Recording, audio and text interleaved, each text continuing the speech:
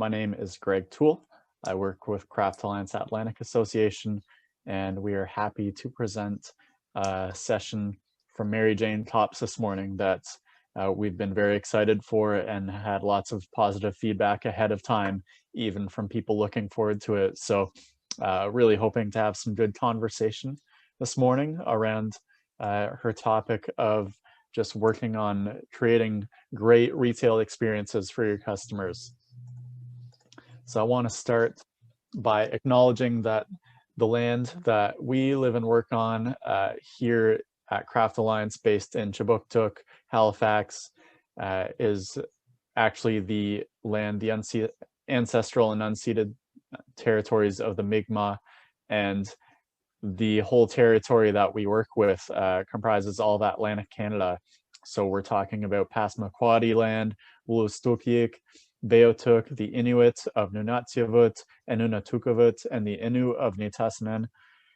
All those people are the original peoples of this land. Craft Alliance supports the upholding of the peace and friendship treaties of 1752 and 1761, which reaffirm the land, hunting, and trading rights of this land's original people. And we encourage clients and partners to explore the fundamental impact of First Nations craftsmanship on all the current craft traditions enjoyed here today. We believe that each of us in our work and personal lives holds a responsibility to consider our relationship to colonialism and its persisting impact on First Nations communities, and that by reflecting and educating ourselves, each person can develop their own path for approaching reconciliation and decolonization. We are all treaty people, and together we believe that our individual and collective efforts can have an impact. We also want to acknowledge historic communities such as the many African Nova Scotians or Black loyalists who faced many hardships and even threats of re-entering slavery upon their arrival to this part of Canada. And the harmful effects of systemic racism remain a harsh reality for many people today. Craft Alliance supports the Black Lives Matter movement and encourages retailers to take steps in evaluating what they can do to support craftspeople from diverse backgrounds, including supporting makers who are Black, Indigenous, people of color, as well as LGBTQ2S individuals and persons with disabilities. So thank you for joining us this morning. I want to welcome Mary Jane Tops, aka the CEO of Telephone Talent Inc., aka the Phone Lady. Mary Jane's been writing her own paycheck since 1985, first as a freelance journalist and then launching a North American marketing company in '87. She embraced that alter ego of the Phone Lady in 2006 and has worked with over 700 clients, training over 14,000 individuals on how to communicate more effectively and grow their income. She's been profiled as a communications expert by Wall Street Journal, National Post, Globe and Mail, CBC, CTV, Global, to name a few, and also radio outlets throughout North America, including at one point a skit on This Hour Has 22 Minutes. So you know you've made it when you make it onto This Hour, it has 22 minutes. He's also the author of The Phone Book, Essential Telephone Communication Skills, and writes a weekly blog on all kinds of things relating to the phone. So she was actually awarded in 2016 the National BDC Mentorship Award through Futurepreneur Canada for her work with young entrepreneurs, helping them grow their businesses and maximize that impact on the economic growth of Atlantic Canada. So a very accomplished resume, and we are very happy to welcome Mary Jane Tops this morning. Good morning, everybody. Here I am. Here you are. Thanks for joining us. Oh, I'm so pleased to be here. I really am excited about this. So thank you, Greg, for that introduction. It was fantastic. And really good to hear all that information about colonialism and Black Lives Matter and Aboriginal rights. Thank you for that. Thank you. So I've passed the hosting duties on to you, so you can share your screen, and I'll let you take charge. Okay, so nice to see so many of you here and names that I recognize as well. It's great to be here with you, and we're not going to talk all that much about the phone today. We are talking about creating conversation. And it very much relates to the guests that are going to be coming into your retail space and how to create conversations with them. And this presentation that I have created is interactive. So I am going to want to hear from you. You obviously have two choices. I believe you can come off mic, and that's fantastic. I think you can raise your hand. We have that ability. And also you can put information into chat. So there's a couple of questions I'm going to ask you as I move through the hour. And if I don't get any answers, I'm going to pick on you. So I hope that works out for everybody. I'm going to start us off with our agenda. I have a couple of stories that I'm going to tell you today. And I'm going to make sure that we look at the word authentic, what it means to each of us, what it means in general, and what it means to each of us, and how we can find our authentic. And I want us to agree on what communication is, actually, because that really helps us figure out what to say and when to say it. And yes, I see Greg is saying, feel free to introduce yourself here in chat. That is a lovely thing. So I appreciate that. What is the one thing we can all do to have more impact when we're communicating with others? It may surprise you, but it's good to spend a few minutes talking about it. We're going to look at the results of your survey. So thanks to you that filled it out. Great information there that helped me put this presentation together. And then we're going to look at enthusiasm. We're going to talk about the word tour.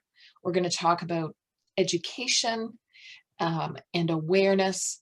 And of course, there's questions and comments at the end, but really this works best if you ask those questions and comments as we go.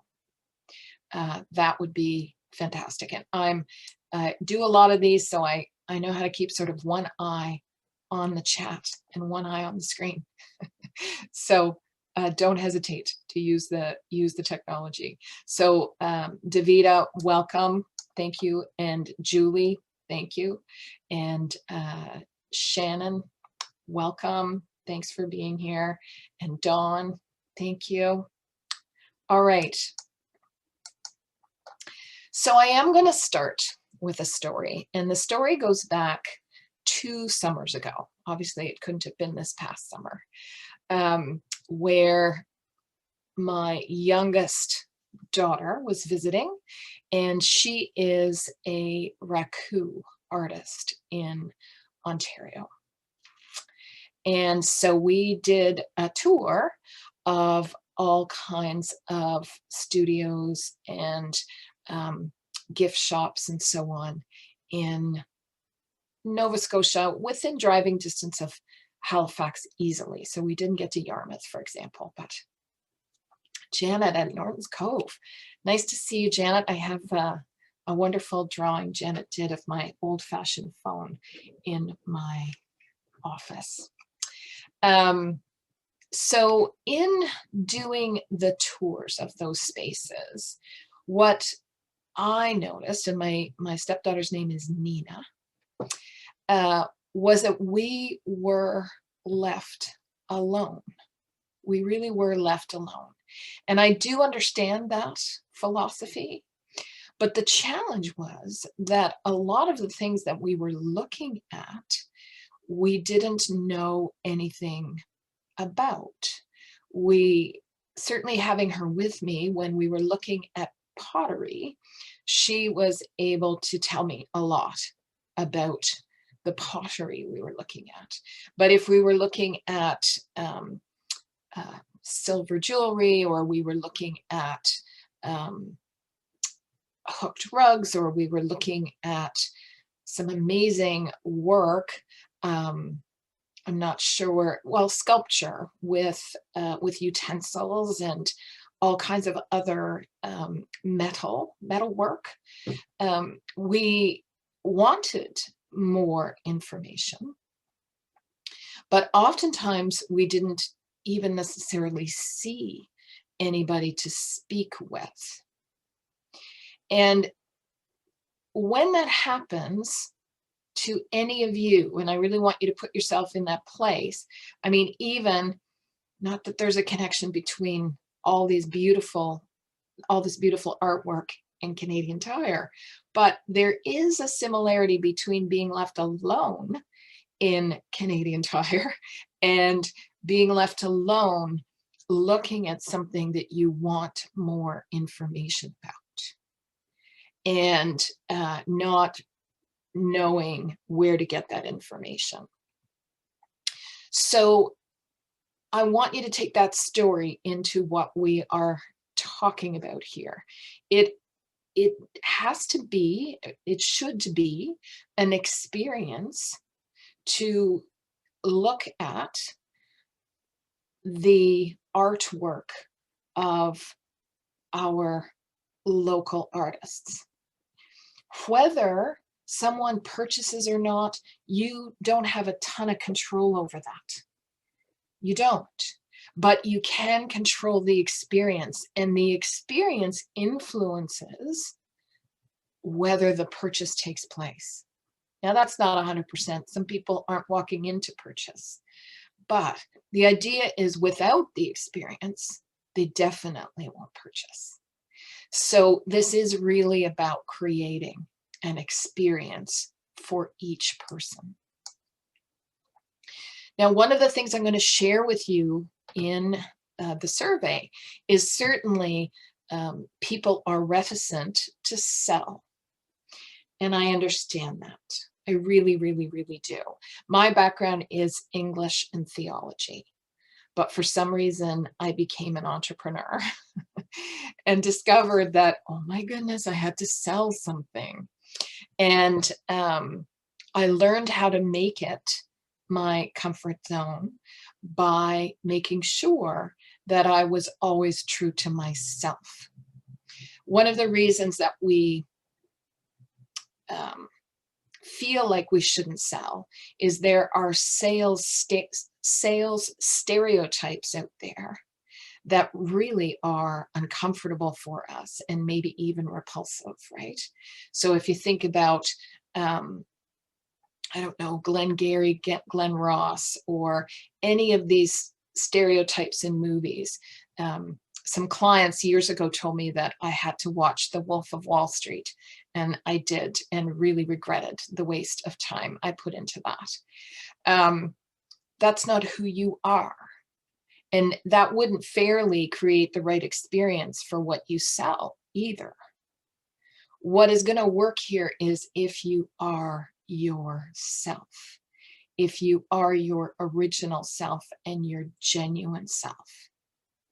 So that's what it means to be authentic, is to be you. And all of us can bring ourselves to the process of creating an experience for our customers.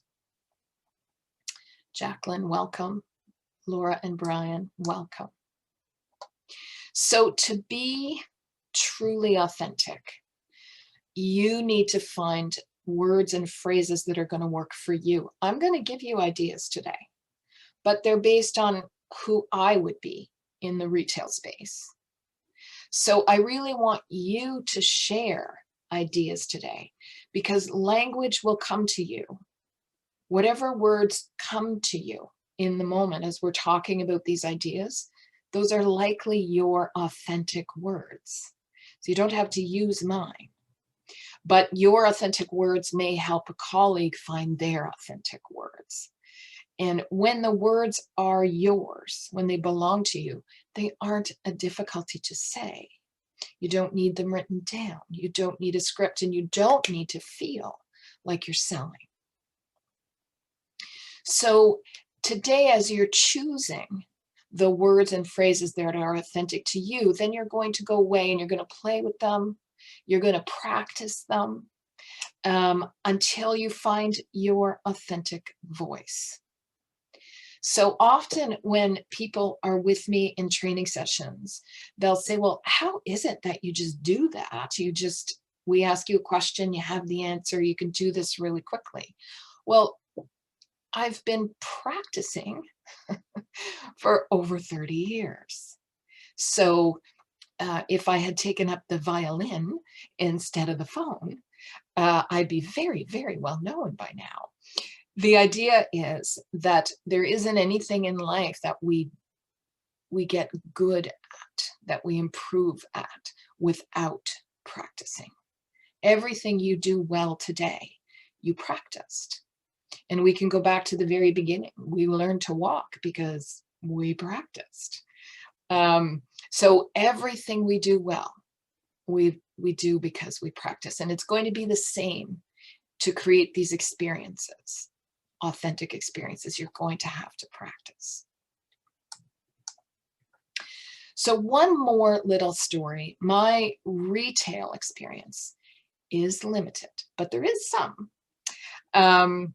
For a year, I helped, she wasn't a good friend, but she was a friend, and she had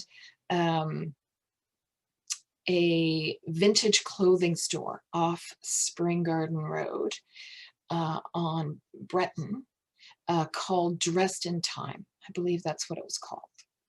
And I ended up shopping there. This is, I don't know, over 16 years ago.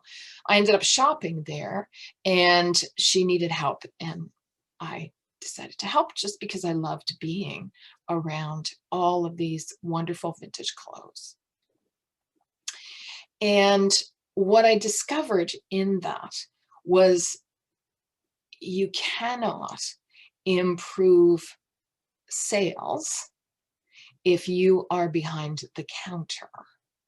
And it's the same at a trade show too. If you're ever at a trade show, you can't improve your outcomes if you're behind the counter. You have to come out where the people in the store know that you're approachable. And also in being out from behind the counter, you can interact with your own space, and your interaction with your own space tells the customers about your enthusiasm, about your interest, and you become part of their experience. So the experience can't come from the inanimate objects on display. The experience actually comes from you in that space, expressing your enthusiasm, whether you do that by taking care of them with your hands and looking at them, dusting them, whatever, or talking about them. It's your enthusiasm and interest that creates that experience. So when we're talking about communication, what we need to know, this is my favorite quote about communication because it's so succinct. Communication is not saying something. Communication is being heard. And the power of this statement, when we want to create an experience for our customers, is that we have to take full responsibility for being heard and understood. We cannot say that it's our customer's experience to understand us or to hear us. We have to speak to them in a way that they are going to hear and understand. We have to take full responsibility for that experience. So when it comes to having guests, customers come into your space, you are 100% responsible for helping them, for communicating with them what they are experiencing, what they are looking at, the value of it, the importance of it. That's 100% your responsibility. You can't shift it onto them. And that's huge, and it takes work and it takes practice. This one thing matters. It can make every difference when someone walks through the door of your retail space, is your tone of voice when you greet them. And we all know this. We've all experienced this with a phone call or walking into a space, and how someone greets us. If they greet us with stress, if they greet us sounding tired, if they greet us in a rushed way, or if they don't greet us at all, it is instantaneous how that impacts us. Tone of voice matters every time, not just on the phone. It's extremely important on the phone, but in person as well. So when someone arrives into your space, you want to use your warmest, welcoming voice to say hello. And we're going to look at various ways to say that to create the beginning of the experience. But it has to be your warmest, welcoming voice. Not a sales voice. Again, this isn't about selling. This is about come into my space and have a great experience here. So the way to change our tone of voice is silly and old-fashioned, but it works. And it's simply this. That's all it is to smile. You can be having a rough day, and you can have maybe just gotten off a really difficult phone call. You can have be feeling stressed. But when we smile, these muscles change the tone of our voice.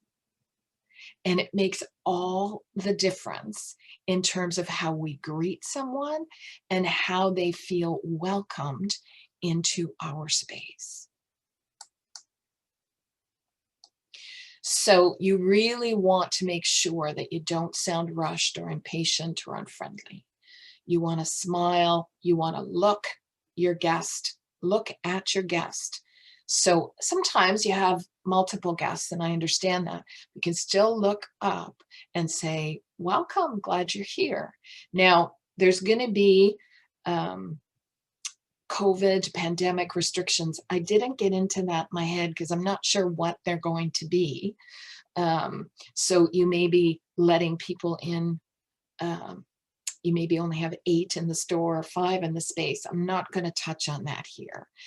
It doesn't impact this, that no matter how hectic or difficult your day, your smile is going to matter in terms of creating your great tone of voice. It also lights up your eyes. So you're creating that welcome to the space. Now let's take a look at the survey and what we heard here. So the most important part is the 80% here. I don't want to be too salesy. And I really want to take that away from you. I really do. Nobody really wants to be sold to. People like to buy. It's not that they don't like to buy, and it's not that they don't want more information to help them buy. But you're absolutely right.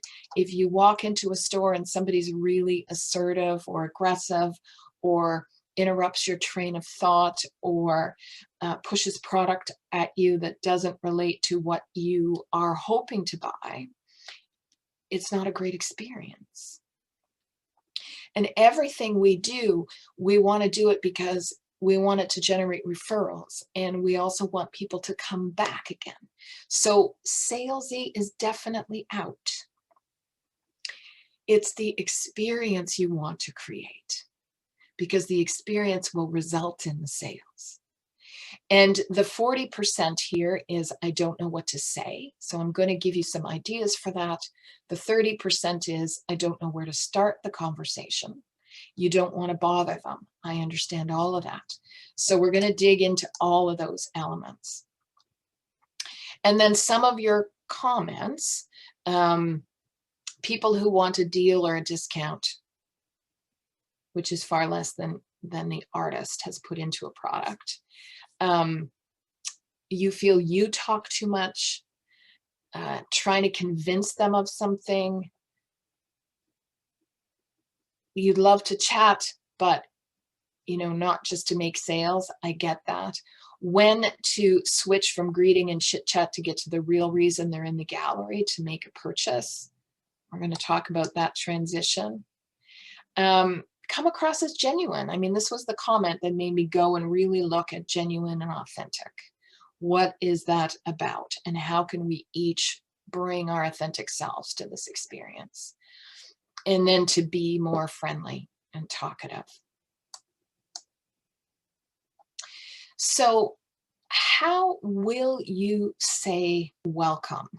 What are the words that you can use on top of smiling that will say welcome to our space, welcome to our gallery, welcome to our store? You want this person to feel extremely welcome in the space. So again, these are my words, right? Examples here. But you want to find the words and phrases that are true to you. So, hi, welcome to our store. There's lots to see, so take your time browsing around. Or, hi, thanks for visiting our store. Do ask any questions about any of the items you see, and don't feel rushed at all. Or, welcome. Please enjoy the work of all our local artists and don't hesitate to ask for more information. Or, hi, thanks for shopping here and taking time to view the work of our local artists. Ask any questions at all. So these are the phrases that you might use the moment they walk through the door. So again, if I go back to that experience with my stepdaughter, we were not welcomed when we walked in the space. And again, I think it is because the staff didn't want to feel salesy. They didn't want to intrude, but we didn't feel welcome. And in order for us to interact and learn more about the local craftspeople, the local artists, we needed that initial welcome to the space. So I'm wondering, either by coming onto mic or coming off mute, or in chat, if you can share some examples of how you would authentically, from yourself, greet your guests just as they're walking in the door. What are some of the things, the words or phrases you are currently using or would use to create this initial welcome to the space?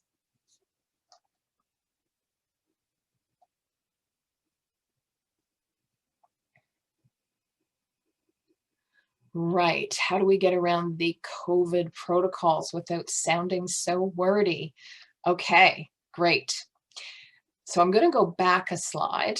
Thank you, Davida. That's a great query. So I think, come on in, I will wear my mask. So I think you can still start with, hi, welcome to our store. There's lots to see, so take your time to browse around. But before, I do have to walk us through our pandemic protocols. Hi, welcome to our store. The first thing I have to do is walk you through our COVID protocols. It'll just take a few seconds. Now, there's lots to see, so take your time browsing around. If you have masks available, you may have to include that. Hand sanitizer is over here. Again, really important though, that unless it's really busy, that is done as an experience, as opposed to in isolation. So as opposed to a sign, you know, talk to the person through the steps. Here's the hand sanitizer. Here's the extra masks we have. Anybody else? I often simply ask how their day is going so far. Great, great. That shows that you're interested in them, right? If they're coming in at 2 in the afternoon to say, welcome to our store. How is your day going so far? So that's great. And good to see you here, Dorothy. Hello, welcome to Norton's Cove. I'm printing new cards today, and you're welcome to have a look around my studio after you sanitize your hands. So already it's interactive. You've arrived while the artist is working. So that is of interest right away. You're printing new cards today. What does that involve? Etc. Great, thank you. And you do want it to come from you. Let it be your words, you know. Hello, is this your first time in? Everything in the shop is made by local craftspeople. Let me know if you have any questions. Great, Julie. That's great. That's great. One of the things that is obviously part of this is this education of what they're looking at. And again, I know that you don't want to pester, you don't want to lecture, etc. So how do you sort of share your enthusiasm while still, you know, representing the value of what people are looking at? So you can have, again, it has to be you, tidbits of information that you make use of as people are walking around. And some of these tips sort of intertwine. So if you are aware that a customer is standing in front of a particular display, and I'm going to pick on the pottery because I found that photo, you can simply say, you know, look up from wherever you are and say, oh, that potter is from Cape Breton, and focuses on recreating colors and tones from the 1950s. And you can just, that's it. If they respond, great, but you don't have to put them in a position where they feel like you're interrupting them. You can simply share that piece of information, which adds more value to what they're looking at, recreating colors and tones. Or the item at the front is raku, pots that are brought to a temperature of 1,000 degrees Celsius in a kiln, then put into airtight chambers with various materials to create the desired effects. It's a really time-consuming process where lots of things can go wrong. So again, adding to the value of what they're looking at, but also opening it up so that if they have questions or they want to learn more, you've let them know you're available. Or that potter lives near Grossmore National Park and takes many of their shapes and colors from that geography. When we say to people, don't hesitate to ask any questions or share any comments, it's very difficult to get people to do it. Even here, I think I'm pretty friendly and open, and I don't think I'm intimidating at all. And yet, even in this format, I will be challenged to get you to ask me questions, right?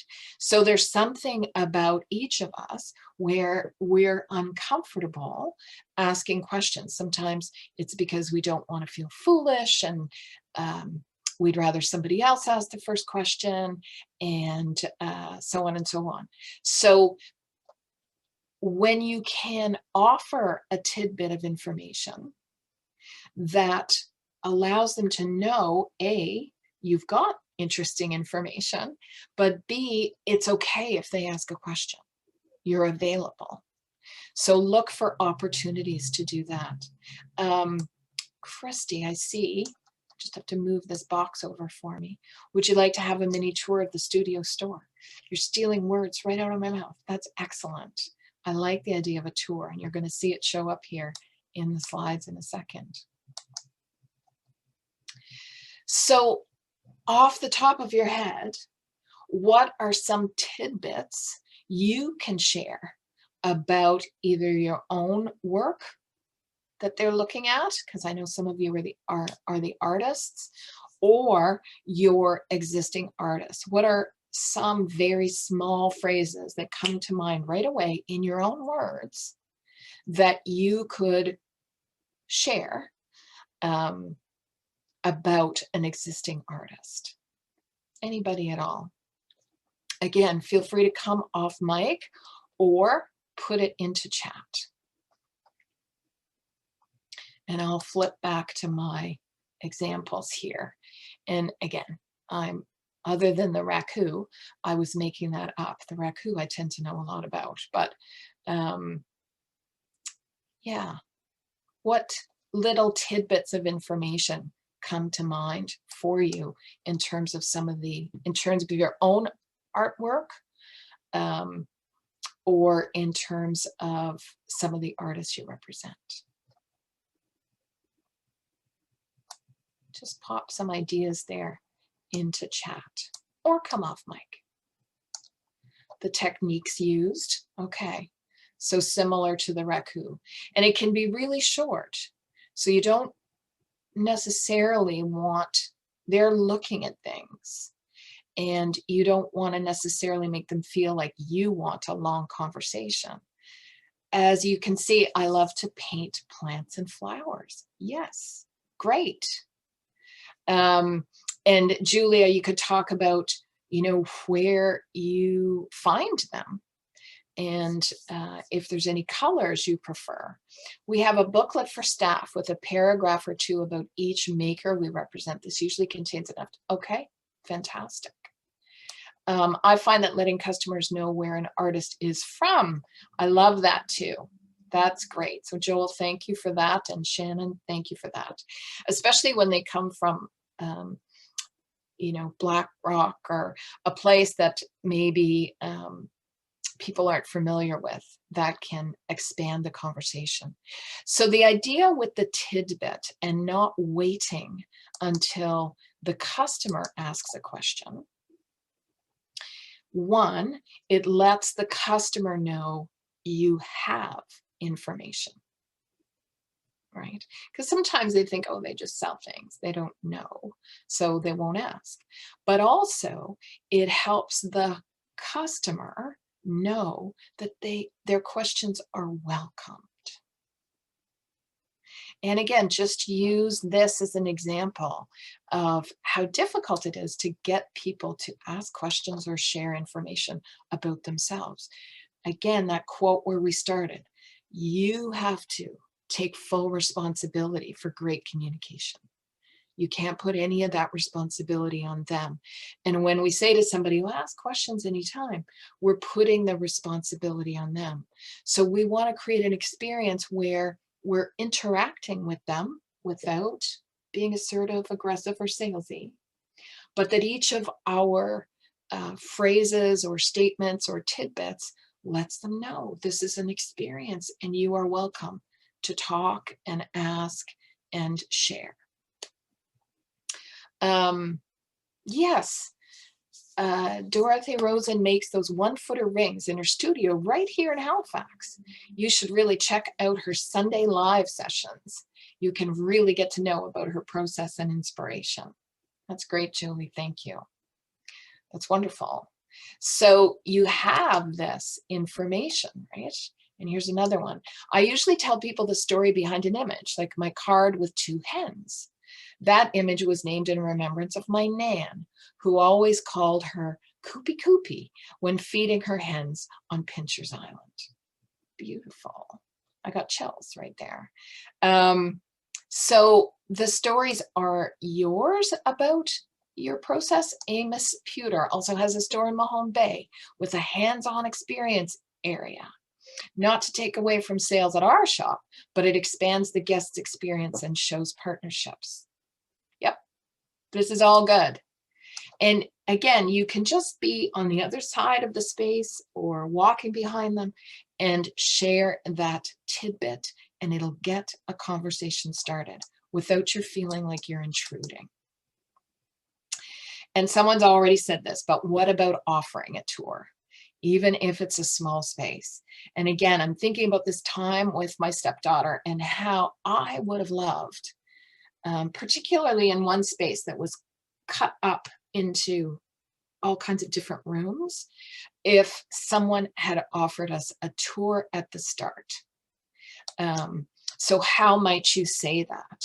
And again, I understand you don't want to be pushy and you don't want to be aggressive and all of those things, and I don't want you to be, but you can, this phrase, if you are comfortable, works really well for people.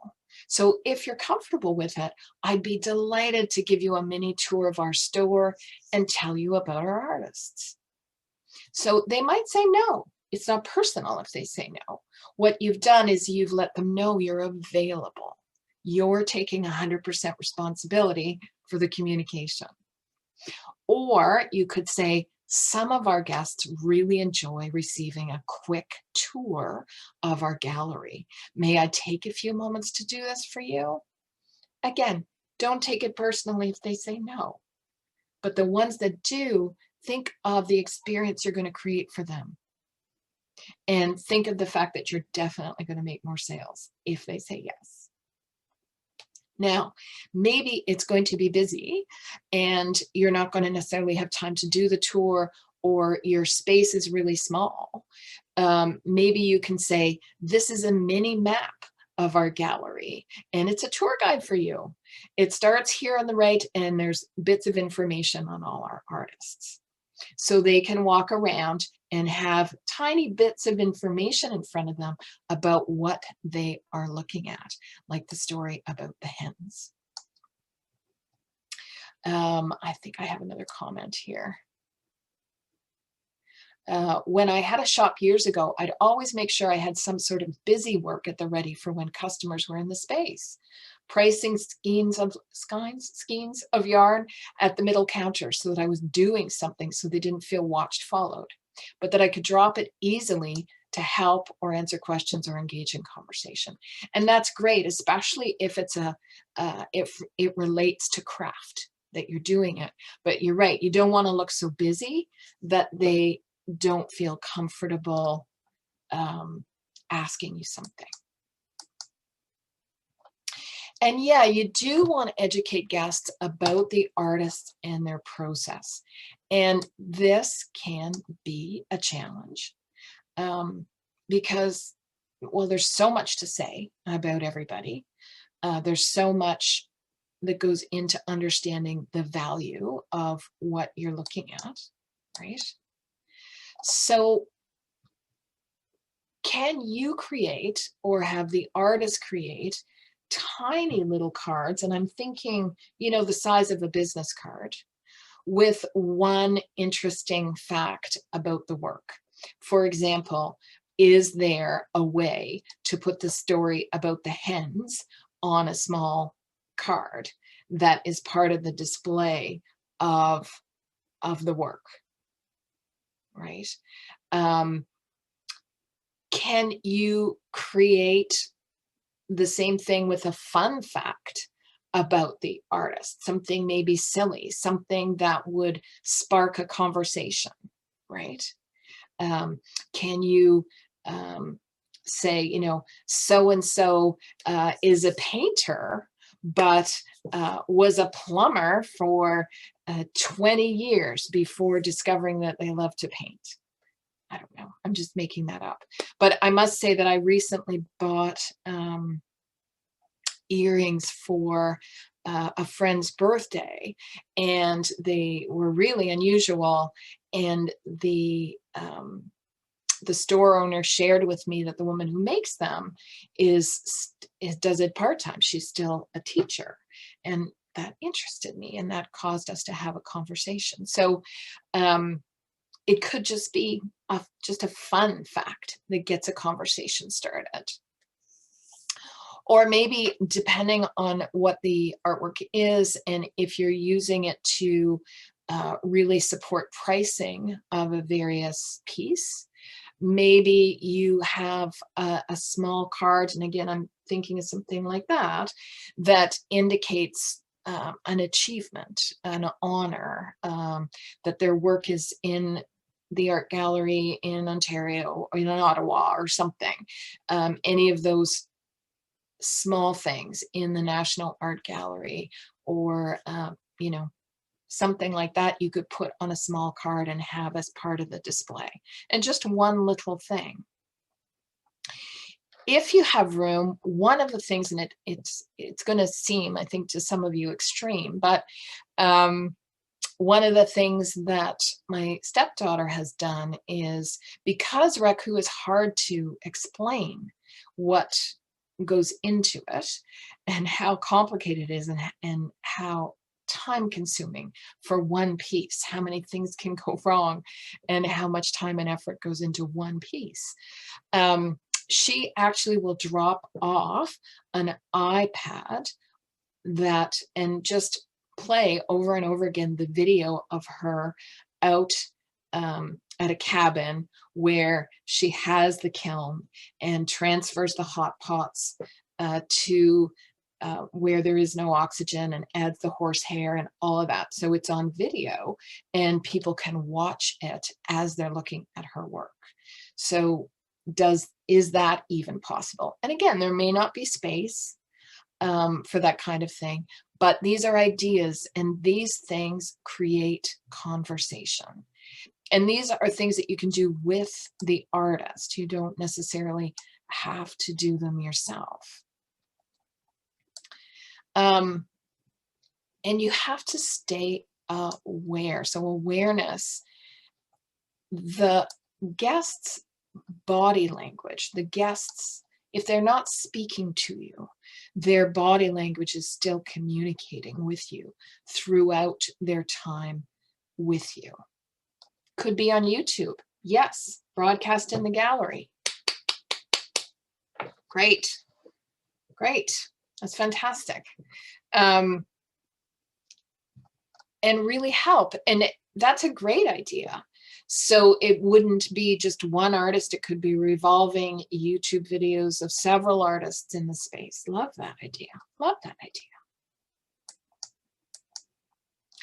So the customer actually tells you when they want to learn more, even though they're not talking. And you know this from when you shop. Think about, and I know we're not doing very much shopping, but think about what happens when you are looking for a gift for someone. That tends to be the only time I shop, is you stop and you pick things up, or you look at them for an extended period of time. So you really want to not be so busy that you're not watching that. Because that is the customer telling you they want to learn more. They're not necessarily telling you they want to buy, okay? But that they're suddenly really curious. And if you can enter into that curiosity with them and get a conversation started, that's where you end up creating more sales. So if I stop and I look at something, this is the perfect opportunity also to ask what I'm looking for. So I just had in my mind this idea that, you know, the customer picks something up and you say, oh, that artist recently sold 6 of those as bridesmaids gifts. What are you hoping to discover today? Most of the things that I've given you here today are open-ended questions as opposed to closed. So again, can I help you? Doesn't start a conversation because it's yes or no. So when we go to start conversation, we want to think about making it open-ended. What are you hoping to discover today? That means they have to tell you something. They can't just say yes or no. So they're going to tell you something about what they're doing today. Or if they're this other example, Meryl Cook is an artist I know that does rug hooking. And so that artist regularly gives webinars about how to rug hook. Do you rug hook yourself? So that is close-ended, but it's about the craft itself to get them to talk to you. And again, you're not selling here, right? You're entering into their curiosity. You're interacting with their curiosity. And this last one, I think this is my last one, is tricky because we all feel like we're being too intrusive, right? But you really want to use this opportunity to gather information, because that really helps you maintain contact, build loyalty, increase referrals, and increase sales. The phone lady, when I looked at my numbers for 2020, which, like for everybody, was a bit of a rough ride, 50% of my revenue came from existing clients. And I think Bernard can probably speak to this or share some comments on it, but I firmly believe it's because I stay in touch without being intrusive. But I make sure that I'm offering valuable information, not something that is, something that they'll quickly delete. So how do you make that happen? Again, it's this may I add you to our quarterly newsletter. We send information about new artists, new items, and upcoming events. You can unsubscribe at any time. So this not only works for somebody who is local and would come to your space more than once because they're nearby, but it would also relate to individuals who travel and come when travel comes back and come to Atlantic Canada frequently. Also, it gives them something to share with others. So this is where the referrals come from. You know how when we have a great experience somewhere, we want to share it. But we don't always, well, I was at this gallery and here's their newsletter. Here's some pictures of what I saw. Here's some pictures of what I bought. You can help them share the word about the great experience they had in your space, right? May I add you to our email list? Many of our artists offer online learning experiences for our customers, and we'd be pleased to keep you informed. Or many of our artists offer live experiences during the summer months, and we'd be pleased to keep you informed. You can unsubscribe at any time. When we say you can unsubscribe at any time, majority of people will give us an email address because you're saying you don't have to keep it, but I'd love to let you see it. I'd love to let you experience it. May I get your email address? We'd be pleased to keep you informed about new artists, new items, sales, and upcoming events. You can unsubscribe at any time. How can you translate this to a trade or craft show? You have a very small space to interact, and we always feel we are in the way if we are trying to engage more than a hello if you have any questions. Fair enough, and great question. So when you're at a trade show or a craft show and you have that small space that the guests need to get into to look at things, you actually want to be on the floor space. You want to be in the hallway or the aisle rather than in the space.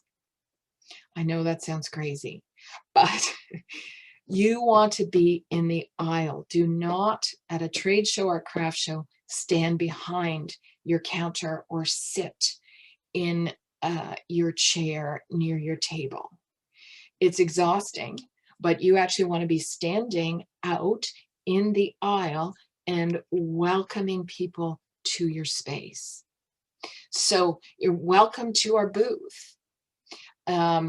You are looking at 3 types of pottery being displayed here, or you are looking at jewelry from silversmiths throughout Atlantic Canada, or in this space, you're going to see amazing local artists, including, and you could give a few examples and then say, I'm here to address any questions or add more information, and then let them move into the booth to look at things. Again, you're going to want to stay attuned to where they're stopping, because as soon as you see them stopping, you may want to add a tidbit of information, like, oh, that potter takes, that potter you're enjoying takes their color palette from Grossmore National Park. But that's not intrusive. It's creating that conversation. We like to hand our store business cards to customers. Great. We have 2 stores and explain that all the art is online to view and purchase. This helps when they get back to Ontario. So they can buy online. So again, what's really important then too, Joel, in addition to handing them that card, is to ask for a way to stay in touch with them, their email address. We all forget. People can enjoy a great experience and then not keep us top of mind because we're all overwhelmed. We all have a lot going on, more going on than we ever anticipated this year and last year. So even though you're going to create this great experience, showing up in their inbox with a picture of new products or an invitation to an event is going to increase your referrals and increase the fact that they will buy online for sure, right? So thoughts or questions from anyone at all? Oh, is there another question there? Oh, there. Okay. Any other questions or comments? You can put them in the Q&A. I think you can come off mic, but maybe you can't in the webinar format. And also, I am monitoring chat. And Bernard, oh, I see, I need to allow you to talk. So if anybody would like to be allowed to talk, I'll gladly press that button. It's the COVID thing when working in a small space. Fair enough. The COVID thing. Again, better for you when you can, yeah, the COVID thing is a challenge. Because you're wanting to create that 6 feet. So part of the conversation piece is going to be your ability to enunciate and maybe speak at a different volume while people are in your space. For the trade show, I've done hundreds of trade shows, and they really do work better when I'm in the aisle and welcoming people into my space. Your thoughts on having an in-store iPad for people to join email lists. I saw this somewhere, not sure if this is useful. It can definitely be useful. It's going to depend on the age. I'll put it to age, but it's not really age, is it? It's about comfort, people's comfort with technology and clicking on a screen. But I would think that 85% of people would be able to do that. You'd have to make sure everybody knows that you're cleaning it really well afterwards. Yes, use the raise hand function if you'd like to get on mic, and we will look after that. And Bernard, I was going to ask you, in terms of my being here today, is the fact that I stay in touch with you regularly part of that? Because I think the last time I participated in one of these was 5 or 6, maybe 7 years ago. And I'm pretty sure it's because Bernard isn't given the opportunity to forget about me. So that can be really, really valuable. I see that my hour is up. So Greg, is this the moment when you jump back on? There he is. Hey, yeah, unless we have any more questions that are pressing from people, but I know the conversation's been ongoing, so if people are happy, we can Oh, I gladly end stay it and answer there. questions. I We didn't have want a to few keep more from minutes another if there is session. anything that people want to bring up, but I'm seeing a lot of thank yous and you know, satisfaction from the chat, so I think people are pretty content with this. Thank you so much for all that really like immediately applicable content I think that we can all take away. Great, my pleasure. Stay in touch, people. Connect with me on LinkedIn. That tends to be the social media I'm on the most. But I would love to stay in touch if you're so inclined. So you can find me there. I'm on Instagram and Twitter as well, but I'm most active on LinkedIn.